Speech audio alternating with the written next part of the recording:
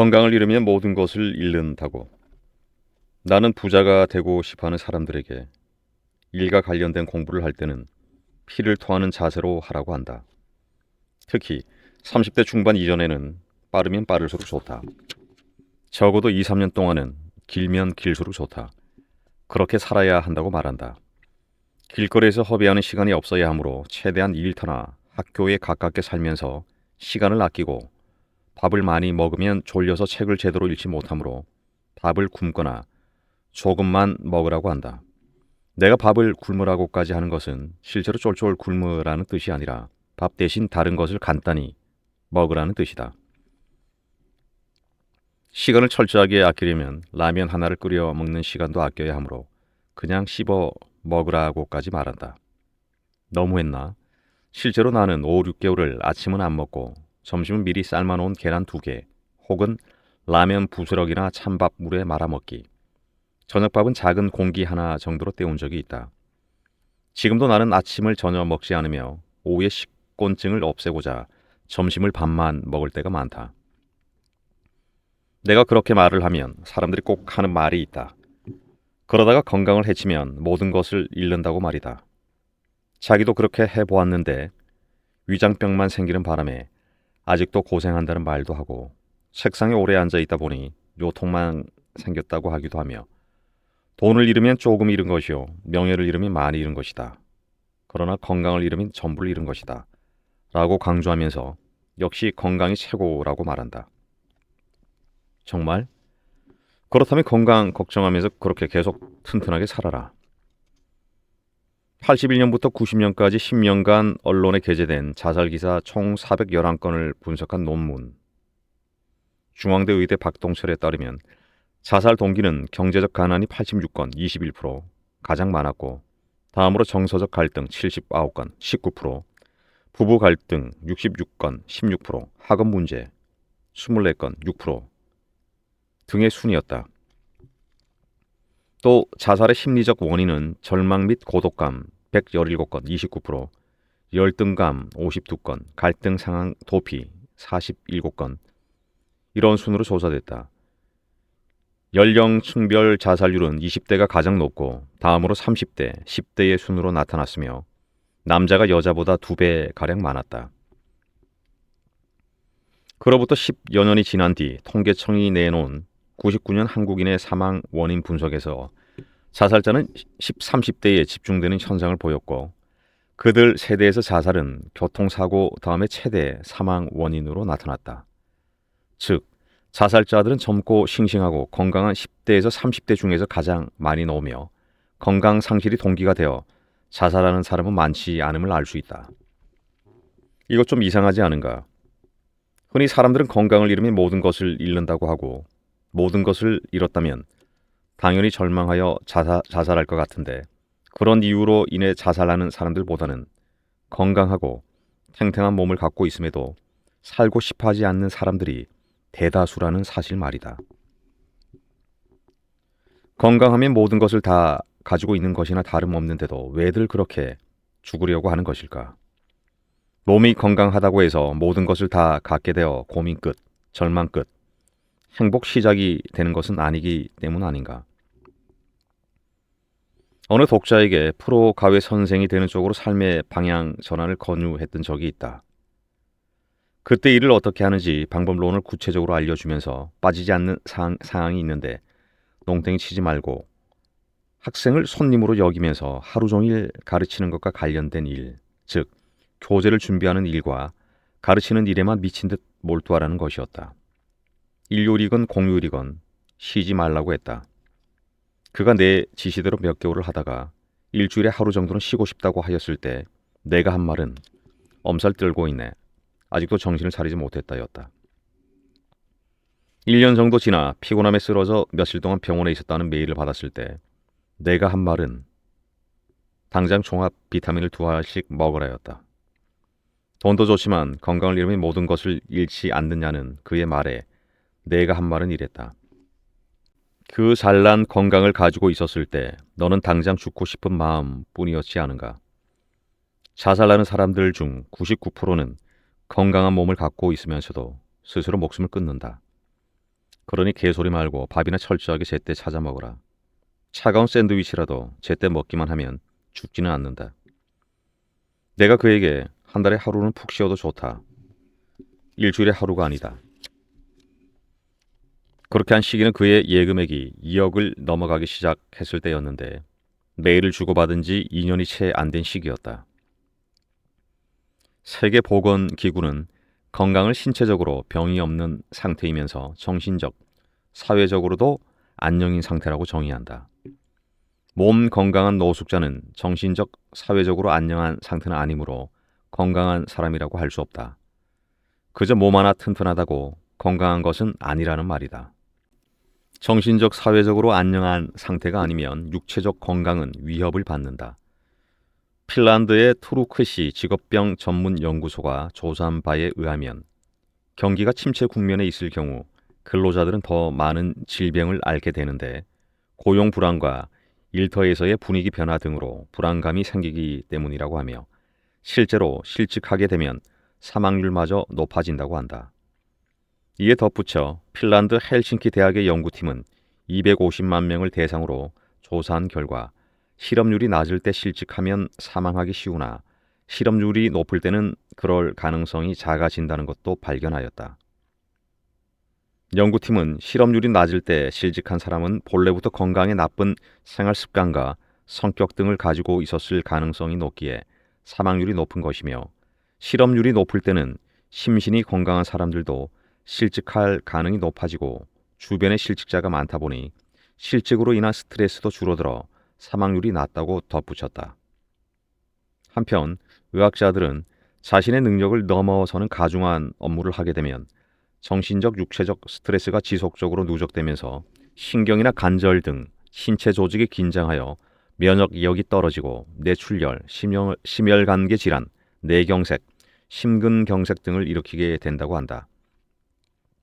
이런 연구 결과들을 종합하여 보면 결국 능력을 키워야 스트레스도 줄일 수 있고 건강도 유지할 수 있다. 능력을 키우려면 내가 권유하는 바대로 공부를 할 수밖에 없다.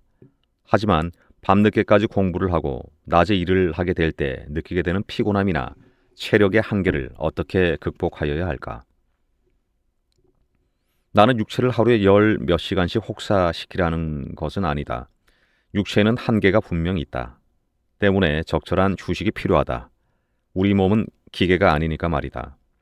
하지만 두뇌의 활동에는 그런 한계가 없다고 나는 믿는다. 휴식 삼아 영화를 보건 음악을 듣건 뭘 하건 간에 두뇌는 생각을 멈추지 않는다. 잠을 자지 않는 이상 두뇌는 계속 활동한다. 심지어 잠을 자는 동안에도 눈동자가 움직이고 뇌파에 변화가 있는 것을 보면 두뇌는 수면 중에도 완전히 쉬고 있는 것은 아닌 듯 싶다. 내가 피토하듯 하라는 것은 어느 한 분야에 정신을 계속 집중시키면서 두뇌를 계속 사용하라는 뜻이다. 물론 건강을 해치면서까지 그렇게 하여야 한다는 뜻은 아니다. 그러나 엄살은 부리지 말아라. 나 역시 건강체는 아니다. 몸무게도 표준 체중보다 미만이고 나이 50에 허리둘레 30인치를 갖고 있을 정도로 말랐다. 아주 어릴 때부터 잔병 치레가 많았고 큰 병도 몇 번 앓았던 경험이 있다. 번역 일을 할 때는 하루 몇 시간 이상 원고지를 메꾸느라 어깨가 떨어져 나가는 듯한 아픔을 늘 갖고 살았다. 잦은 해외 출장으로 인한 시차 때문에 위장병에 걸려 오랫동안 고생한 적도 있고 몇 년에 한 번씩 재발하곤 하던 12지 궤양을 아직도 갖고 있다. 급성 폐렴에 걸린 줄도 모르고 지독한 감기에 걸렸나 보다 생각하며 돌아다니다가 병원에 초응급으로 입원한 적도 있다. 심한 목 디스크로 고생하기도 했었다. 아프리카 깊은 산속에서 어깨에 벌레 물린 물집 같은 것이 생겨서 대수롭지 않게 생겼는데 엄청 아파 고생한 적도 있다. 나중에 한국에 돌아와 진찰을 받아보니 대상포진이라는 병이었다. 게다가 뭔가를 만드는 것을 좋아하는 취미가 있다 보니 파편이 눈에 들어가는 바람에 거의 실명 위기 직전까지 간 적도 있다. 하지만 나도 늙어간다. 30대만 하더라도 코를 골거나 이를 갈거나 방귀를 뀌지 않았는데 지금은 이를 갈거나 코를 골 때도 많고 가끔 저녁에 방귀도 붕붕 끼는 것을 보면 몸이 확실히 예전과 같지는 않다. 내가 20대부터 40대 초까지 열심히 일을 하면서도 한편으로는 계속 뭔가를 읽고 배워 나갈 수 있었던 것은 신체의 리듬을 유지하였기 때문이다. 한참 일하였던 시기에는 취미 생활을 위해 몸을 많이 사용하는 것을 극도로 꺼려하였는데 그 다음날의 컨디션을 유지하기 위함이었다. 오늘 밤에 읽어야 할 책이 있다면 나는 세상 없어도 술을 마시지 않는다. 새벽까지 술을 마심으로써 다음날 엉망이 된 경우도 있었지만 그런 경우는 10년에 한 번 정도뿐이었다. 내가 제일 싫어하는 직원들은 술을 통제하지 못하고 마셔대는 사람들, 교회에서 철야 예비를 마치고 출근하는 사람들, 일요일에 등산이니 뭐니 하면서 몸을 극도로 사용한 뒤 월요일에 출근하는 사람들이었다. 나는 육체의 리듬을 깨는 토요일에 할 것을 권유한다. 사람들이 무엇인가 열심히 하다가도 육체적, 정신적 스트레스를 견디지 못하고 결국은 건강이 최고다는 말에서 피난처를 찾는 이유는 무엇일까? 우선 그 노력의 결과가 즉각 가시적으로 나타나지 않기에 기쁨을 즉시 느끼지 못하기 때문이다. 예컨대 학생의 경우 죽으라고 공부한 결과 몇 개월 후 치른 시험에서 성적이 쑥 올라가게 되면 그때부터는 신이 나서 누가 뭐라고 하건 간에 공부하게 되고 자기가 공부하는 것에 대한 나름대로의 깨달음도 얻게 된다. 그러나 그렇게 노력하였음에도 불구하고 성적에 변화가 없었다면 노력할 마음은 사라지고 오히려 육체적, 정신적 스트레스에 시달리게 되면서 소화가 안 된다는 등등 갖가지 질병을 달고 다니게 된다. 사람들이 노력을 열심히 하지 못하는 이유 역시 비슷하다. 몇 개월을 열심히 해보아도 수입이 즉각 느는 것도 아니고 남들이 알아주는 것도 아니다. 가시적 효과가 즉각 나타나지 않으니 피로성을 느끼지 못하며 결국 실증만 느끼게 된다. 쉬고 싶어진다. 그렇다면 육체적, 정신적 스트레스에 벗어날 해법은 무엇인가? 첫째, 가시적 결과를 외부에서 찾지 말고 내부에서 찾아라. 당신 자신의 노력을 인정해주고 칭찬하여야 할 주체는 타인이나 직장이나 사회가 아니다. 왜 상을 누군가로부터 받으려고 하는가? 상은 당신이 자기 자신에게 주는 것이 진짜이다. 새겨 들어라. 훌륭한 화가는 그림을 그릴 때 자기 그림이 마음에 들 때까지 붓을 놓지 않는 법이다. 당신 역시 당신 자신이 알고 있는 지식 수준이 스스로 흡족할 때까지 그렇게 해라. 스스로 얻게 되는 뿌듯함, 내가 여기까지 알게 되었구나 하는 벅찬 기쁨, 이런 것들을 소중히 여길 때 스트레스는 사라진다. 둘째, 쉬고 싶은 이유를 생각하여 보라. 당신이 허약 체질이라도 재미있는 컴퓨터 게임은 쉬지 않고 24시간 이상도 할 수 있을 것이다. 재미를 느끼는 데다가 육체적 에너지의 손실이 크지 않고 두뇌를 사용하는 일이기 때문이다. 육체 노동이 아닌 일에서 자꾸 쉬고 싶은 이유는 재미를 느끼지 못하기 때문이다. 그러므로 몸이 비비꼬이고 실증이 날 때는 자기가 재미를 느끼지 못하는 이유를 스스로 파악하여야 할 것이다. 재미를 느끼기만 한다면 스트레스는 더 이상 주어지지 않는다. 이것은 아무 일이나 재미있게 하라 항목을 참고하라. 셋째, 노력한 만큼의 대가는 반드시 주어진다는 것을 믿어라. 문제는 그 시기가 당신이 생각하는 시간보다 더 미래에 있다는 점이다. 이것을 나는 보상의 수레바퀴는 천천히 돈다. 가속도가 붙기까지는 이라는 말로 표현한다. 그러나 사람들은 그 사실을 모른다. 노력을 해도 대가가 주어지지 않는 일도 물론 있다. 미련하게 한 우물을 파지는 말라는 말이다. 넷째, 긴장감을 잃지 말아라.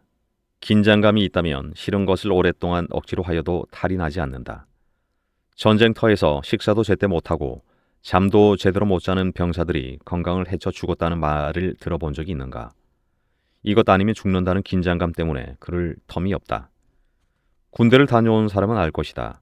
제 아무리 몸이 아파도 점호 시간에는 정신이 반짝 든다. 결국 모든 것은 당신 정신 상태에 달려있다는 말이다. 죽기 아니면 까무로 치기라는 식으로 자기 자신에게 배수의 진을 치라는 말이다. 그래도 당신은 여전히 육체의 건강을 우선으로 친다고 아무도 안 말린다. 그러나 그 튼튼한 몸이 도대체 왜 필요한지 그 육신의 존재 이유를 한 번쯤 생각하여 보면 어떨까? 그저 오래 살기 위해서? 학력이나 학벌이 빈약한 경우 어떻게 하여야 하나?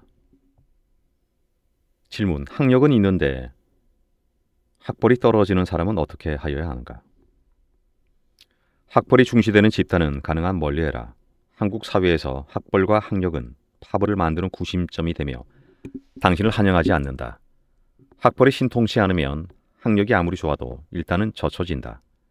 학벌 쟁쟁한 인사권자들이 이류대 졸업자들의 서류를 거들떠 볼 가능성은 크지 않다는 말이다. 이 사실을 모르면 이류 학벌을 갖고서 기 쓰고 인류 학벌 집단에 들어가려고 애쓰다가 좌절하거나 그 집단의 별의별 방법을 다 동원하여 들어간다고 해도 외톨이 신세가 되고 만다. 자기 자신은 스스로 능력을 충분히 갖추고 있다고 자신하여도 학벌로 인한 학연의 벽을 뚫기란 쉽지 않다는 것을 명심해라. 솔직히 말해서 나는 다니나 마나 한 대학을, 그것도 대학원까지 기쓰고 다니면서 취직 걱정을 하는 사람들을 보면 이해가 가지 않는다. 자, 그렇다면 학벌이 약한 사람이 취직을 하려면 어떻게 하여야 하는가? 1998년 초 외환위기로 온 나라가 풍지박살 나면서 취직하기가 하늘의 별 따기만큼 어려웠던 시절, 내가 경영한 외국 법인에서 신입 여직원들이 필요하여 이른바 인류대 취업실에 공고를 부탁하였던 적이 있다. 자격은 영어와 컴퓨터 활용 능력이었다. 예상대로 수많은 지원자가 몰려들었다. 그런데 제출된 이력서 중에는 내가 학교 이름조차 한 번도 들어보지 못했던 한 지방대 졸업자가 한 명 있었는데 영어나 컴퓨터 모두 상당한 실력을 객관적으로 갖추고 있었다. 나는 그녀에게 흥미를 느끼면서 면접 대상자에 포함시켰다. 그리고 면접에서 나는 그 지원자에게 물어보았다. 어떻게 이력서를 제출할 수 있었는지를. 그녀의 대답은 이러하였다. 저는 지방대 출신이지만 이 사회에서 필요로 하는 모든 것들은 인류대 졸업자보다 더 많이 갖춰왔다고 자부합니다. 그러나 지방대 출신에게는 면접 기회조차 안 주어집니다. 그래서 정기적으로 서울로 밤기차를 타고 와 서울의 유명 대학교 취업 게시판들을 살펴보고 이력서를 제출했습니다. 나는 그 자리에서 그녀의 채용을 결정하였으며 다른 면접 대기자들을 만나보지도 않았다. 그런데 웬걸, 그녀는 더 좋은 회사에 취직이 결정되어 내 회사에는 나오지도 않았다. 예를 하나만 더 이야기하자. 오래전 무역학과 출신들을 신규로 공개 채용하였을 때의 일이다. 물론 인류대 무역학과를 우수한 성적으로 졸업한 자들이 뽑혔다. 그리고 얼마 후 내게 소포 하나가 배달되었다. 서류 전형에서 떨어졌던 어느 지방대 출신 학생이 보낸 것이었다. 열어보니 두껍고 낡은 노트 몇 권이 들어 있었다. 그 노트들에는 그 학생이 학창 시절에 수년 동안 무역 회사들을 발로 찾아다니며 얻어낸 무역 신뢰들과 각종 무역 서류들의 형태와 작성 기법, 그리고 실무적 주의 사항들이 꼼꼼히 기록되어 있었다. 동봉된 편지에는 저는 정말 자신 있습니다. 라는 내용의 글과 900점 가까운 토익 점수 사본이 들어 있었다. 나는 갑자기 새로 이미 입사한 녀석들이 미워지기 시작했지만 어떻게 하랴. 결국 그 학생을 내가 알던 외국계 기업에 강력히 추천하였고 그는 당연히 채용되었는데 불과 7, 8년 만에 부장이 되었다. 그 뒤 회사를 옮겼다는 말을 들었다. 그의 전공은 돈 버는 일과는 전혀 거리가 먼 인문학과였는데 학점은 전혀 신통치 않았던 것으로 기억된다. 제 아무리 실업률이 높아 일자리를 구하는 사람들이 많은 시기라 할지라도 막상 경영자들의 말을 들으면 쓸만한 사람이 없다는 것이 공통된 고민이다. 대학 도서관들의 대출 도서 목록에서 무협지나 환타지 소설이 절대 다수를 차지하는 가운데 면접 기법은 학원에서 배우고 자기소개서는 대행업소에서 맡기는 젊은이들을 보면 참으로 한심한 생각을 하게 된다. 그러면서도 그들은 이 사회에서 성공하려면 학연, 지연, 혈연이 있어야 한다고 핑계를 댄다. 중요한 것은 능력이다. 그것은 이 사회에서 요구하는 지식을 갖추고 있는 것이다. 미래 산업의 정문술 회장은 전산학과 출신을 채용할 때 인류대를 뽑지 않는다고 했다.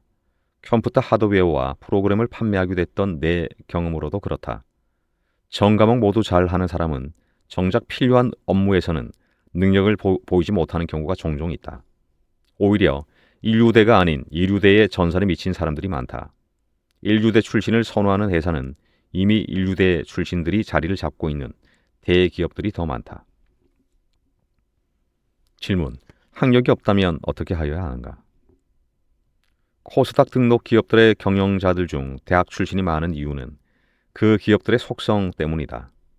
하지만 그들 중에는 고졸자들도 분명 있음을 기억하라. 학벌이나 학연이 보잘것없다면 스스로 홀로 서기를 하는 것이 가장 바람직하다. 나 역시 그랬다. 분명히 말한다.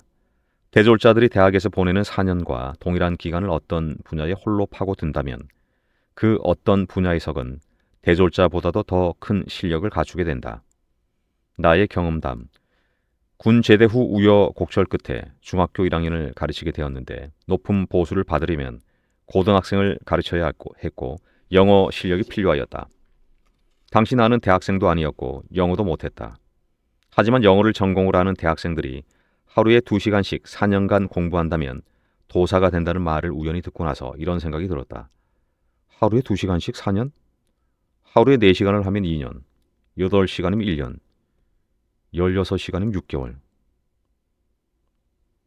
18시간이면 6개월도 안 걸린다는 말인데 한번 미쳐보자. 그 기간 동안 나는 몸을 움직이면 피곤해지고 밥도 많이 먹게 되어 졸음이 오게 되므로 외출이나 목욕도 하지 않고 오줌통에 소변을 보고 하루에 2끼를 채소량만 먹으며 혼자서 영어에 미쳤고 5개월 후 치른 첫 토플, 요즘의 토플과는 다르다. 여기서 570점 이상을 받았다. 얼마 후 나는 그 점수를 갖고서 미 8군에 있는 미국 대학 분교에 들어갔고 그 점수를 학부형들에게 보여주면서 고3 학생도 가르칠 수 있었고 토플 점수를 계속 올려 나갔으며 닥치는 대로 갖가지 분야를 공부하였다. 네, 정말 열정이 대단하신 분인 것 같습니다. 학력이 없는 사람들이 저지르는 잘못은 일을 배우려는 것이 아니라 돈을 쫓아 다닌다는 것이다. 누구나 쉽게 배울 수 있는 일은 절대 하지 말아라. 예를 들어 대리운전이 제 아무리 수입이 좋아 보여도 그 일은 시간당 인건비는 많이 챙길 수 있을지 모르지만 길게 보면 전혀 도움이 안 되는 일이다. 그러나 지금 당장 먹고 살기 힘들다면, 빚이 많다면, 땡전 한 푼 없다면 그 일을 해라. 컨베이어 벨트 앞에 서 있는 일이라도 해야 한다. 그렇게 해서 종잣돈을 악착같이 모아라. 그리고 난 뒤에는 독립하는 데 도움이 되는 일을 배워라. 봉급이 적더라도 기 쓰고 그 일을 해라. 거기서 기회가 주어질 것이다. 학력이나 학벌이 없다고 해서 좌절하지 말아라. 학벌이 신동치 않다면 해결책은 단 하나이다. 이 사회에서 일을 하는 데 있어 필요한 칼과 총이 무엇인지 파악하고 그것들을 갈고 닦아라. 이러한 과정은 빠르면 빠를수록 좋다. 결국 이 문제는 한가한 시간을 어디에 어떻게 보내는가 하는 것일 뿐이다. 일상에 쫓겨 시간이 모자란다면 가감히 6개월 이상을 그 일상에서 벗어나라. 휴학도 좋고 휴직도 좋다. 백수라면 더 좋다. 어딘가에 틀어박혀서 그 누구와도 만나지 말고 배우고자 하는 분야에 100% 미쳐라. 밥 먹는 시간도 아깝게 생각하라. 많이 먹으면 졸음이 온다. 라면 한 개도 많다. 그냥 씹어 먹어라. 그리고는 스스로 독립하거나 중소기업 같은 작은 조직에 들어가는 것이 좋다. 사람들이 알아주는 좋은 회사라는 곳에 다니지는 못하겠지만 일 전체를 배우게 되며 길거리 지식을 얻게 되어 부자가 될 가능성이 높아진다. 대만이 중소기업의 천국인 이유는 직원들이 일을 배워 자꾸 독립하기 때문이다. 극복해야 하는 것은 체념과 게으름이다. 학벌이 좋건 나쁘건 부자가 되려면 세상 사람들이 돈을 넣고 버리는 게임을 충분히 이해하여야 한다. 그 게임에 대해 문외한이라면 아동 독서, 펠릭스는 돈을 사랑해 같은 쉬운 책부터 읽어보라. 하루에 3시간 이상 자기를 위한 투자에 사용하라. 학벌이나 학력이 없어 성공하지 못한다는 말은 게으른 사람들의 핑계일 뿐이다. 학벌 좋은 사람들이 알아야 할 것. 인류 대학을 다닌다고, 외국 유명 대학에서 유학 중이라고, 최고의 학력과 학벌을 이미 갖추고 있다고. 축하한다. 고생 많았다. 학력과 학벌이 좋으면 일단은 봉급 생활자로서 달리기를 해볼 수 있는 출발선이 다른 사람들보다 앞선 위치에 주어지게 된다. 당신은 당연히 학력과 학벌을 중시하는 집단으로 가야 한다. 배경도 있다면 공기업에 들어가면 더욱 좋다. 아시아 지역에서 학력과 학벌이 좋은 사람들에게서 공통적으로 나타나는 가장 큰 문제는 엘리트 의식이다. 한국이건 일본이건 교육 방식은 암기식 위주이다. 암기식은 암기 능력이 우수한 사람들만을 우수한 엘리트로 대접하고 창의력이나 응용력이 뛰어난 사람들을 열등감 속에 빠뜨리는 아주 잘못된 교육 제도이지만 그 제도에서 승리자가 된 사람들은 스스로를 대단한 엘리트로 생각하는 경우가 종종 있다. 대기업들 중 상당수는 그들이 입사하면 엘리베이터 타는 법, 인사하는 법, 명함 주고받는 법 등과 같은 것을 반드시 가르친다. 예를 들어 한국의 고시 합격자들을 보자. 고시 지상 제일주의로 인해서 그들 대부분은 스스로를 대한민국 최고의 엘리트로 자부하고 민간의 조언을 열등하게 본다. 오죽하면 KDI에서도 비슷한 말을 했었다. 왜 그럴까? 암기 능력의 탁월함을 판단 능력이나 리더십 혹은 수익 창조 능력의 탁월함으로 오인하기 때문이다. 학력과 학벌이 좋으면 일단은 이 사회에서 기회를 얻을 수 있지만 그 이후에는 개인의 능력이 문제가 된다. 김주룡의 나는 일본 문화가 재미있다라는 책에서 나오는 이야기다. 망해버린 야마이시 증권사 직원이 다른 외국계 증권회사에 입사하려고 하자 인사부장에게 전화를 하였다. 야마치 증권의 직원입니다. 기사에 취직하고 싶습니다. 무슨 일을 하실 수 있습니까? 도쿄대학 출신입니다. 학벌을 묻는 것이 아니라 그동안 무슨 일을 해왔으며 앞으로 어떤 일을 하실 수 있는지 묻는 겁니다. 도쿄대학 법학부를 나왔습니다. 그런 것은 중요하지 않습니다. 영어 회화에 자신 있습니까? 영어는 못하지만 도쿄대 법대를 나왔습니다. 파생 상품에 대해 잘 아십니까? 그런 것은 잘 모르지만 도쿄대 법대를 나왔습니다. PC는 잘 다룰 수 있습니까? 잘 모르지만 도쿄대 법대를 나왔습니다. 도쿄대 얘기는 빼고 이야기합시다. 그 남자는 말이 없다가 전화를 끊었다고 하며 신문에 실린 실화라고 한다. 나도 비슷한 경험이 있다. 90년대 중반 한국에서 어느 대학원 졸업자를 면접하였을 때 있었던 일이다. 컴퓨터는 어느 정도 하는가? 잘하지 못합니다. 외국어는 전공 공부하느라고 열심히 하지 못했습니다. 그런데도 지원하게 된 동기가 뭔가? 컴퓨터를 잘 활용하고 영어를 잘한다고 해서 엘리트는 아니라고 생각합니다. 그런 것을 회사에서 직원으로 당장 써먹기는 좋을지 몰라도 궁극적으로는 다른 것이 필요하다고 봅니다. 그게 뭔데? 저는 대학원을 다닌 것이지 학원을 다닌 것이 아닙니다. 정보화 시대에는 그런 기능적인 능력보다는 혁신적이고 창조적인 아이디어를 내는 인재가 필요합니다. 저는 그런 아이디어를 제기할 수 있는 소양을 닦았습니다. 저는 한 명의 아이디어가 10,000명을 먹여 살릴 수 있다고 믿습니다. 오케이, 알았네. 그렇다면 10,000명을 먹여 살릴 수 있다고 믿는 실현 가능한 아이디어를 전공과 관련된 것이건 아니건 간에 하나만 이야기해 보게나. 아직은 없습니다. 일을 시작한 것은 아니니까요. 그렇다면 자네가 그런 아이디어를 낼 능력의 소지자라는 것을 입증 한번 할 수 있나? 대학원을 우수한 성적으로 졸업했습니다. 학점은 교수들에게 받았지. 네. 자네 교수들이 10,000명을 먹여 살린 아이디어를 낸 적이 있다면 말하여 보게. 없는 것 같습니다. 그렇다면 내게 그 학점이 무슨 의미가 있단 말인가? 저는 정말 자신 있습니다. 그런 엘리트 사원이 될 것입니다. 글쎄, 그걸 어떻게 믿을 수 있냐? 믿어주십시오. 저는 인류대학원을 졸업했지 않습니까? 좌우지간 학력과 학벌이 좋은 사람들은 일부는 독창적 아이디어를 사업화시켜 부자가 될 수도 있지만 홀로 활동하는 전문직이 아닌 이상 99%는 이른바 좋은 직장을 원하기 때문에 대기업 같은 조직의 일원이 된다. 능력별 연봉제를 실시하기도 하지만 대부분 비슷한 학력과 학벌을 소유하고 있으며 그 비슷한 사람들의 집단 속에서 당신은 절대 유별난 존재가 아니기에 월급의 차이가 큰 것도 아니다. 특히 조직 내에서 1차적 기회는 학력과 학벌 게임에서 최고의 졸업장을 갖고 있는 자들이 거의 독식하거나 오너의 친족들이 가져가게 될 가능성이 높다. 위로 올라갈수록 자리는 한정되어 있고 경쟁은 치열하지만 능력이 있어도 배제당할 수 있음을 반드시 기억하라. 대조직일수록 내부의 은연중 파워게임이 벌어지고 있기 때문에 상층부로 올라갈수록 능력만으로 모든 것이 술술 풀려나가지는 않으며 아부도 좀 하고 줄도 잘 서야 할 필요가 있을 수도 있다는 말이다. 결국 조직 내에서 계속 올라가지 못할 것 같다면 탈출하여 길거리로 나와야 하는데 체면이나 안정에 대한 욕구가 커서 여관에서는 그렇게 하지 않는다. 직장 내 파워게임의 희생양이 되지 않으면 필 포트가 썬 먹으라 그러지 않으면 먹힌다 를 반드시 몰래 읽어라. 특히 제 아무리 유명한 경영대학원 출신이라고 할지라도 경영관리 기술을 이론적으로 배웠을 뿐이지 돈 냄새를 맡는 후각을 훈련받은 것은 아니기 때문에 일단 중간 관리자급 정도가 되어야 개인별 능력의 차이가 혁혁히 드러나게 된다. 실제로 나는 미국 유명 NBA 소지자들 중 미국인이건 아니건 연봉을 더 줘야 한다고 판단되는 사람도 보았지만 처음 입사 당시 연봉을 반으로 깎아도 여전히 돈이 아까운 사람들도 보았었다. 대조직에서는 일이 분화되어 있기 때문에 집단 속에 숨어 있기가 쉽고 스스로 많이 배웠다고 생각하기에 능력 배양을 등한시하는 경향도 많다.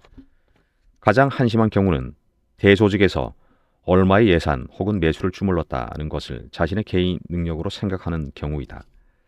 조직이 일을 하는 것이지 개인이 일을 하는 것은 아닌데도 말이다. 전문 직업인들을 제외하고 학력과 학벌이 좋은 사람들이 부자로 살고 싶다면 어떻게 하여야 할까? 연봉을 누가 더 받나? 게임에서는 학력과 학벌이 좋을수록 처음에는 일단은 유리하지만 불행하게도 홀로 독립하여 누가 먼저 부자 되나 게임에서는 그것들이 정말 별 의미를 주지 못한다. 부자가 되려면 미국인들이 길거리 지식이라고 부르는 총체적 통찰력이 있어야 한다. 이것을 대조직에서 배우기는 대단히 어렵다. 언제나 일 전체보다는 일부분만 배우게 되고 맡은 분야 이외에는 관심을 잘 두지 않기 때문이다.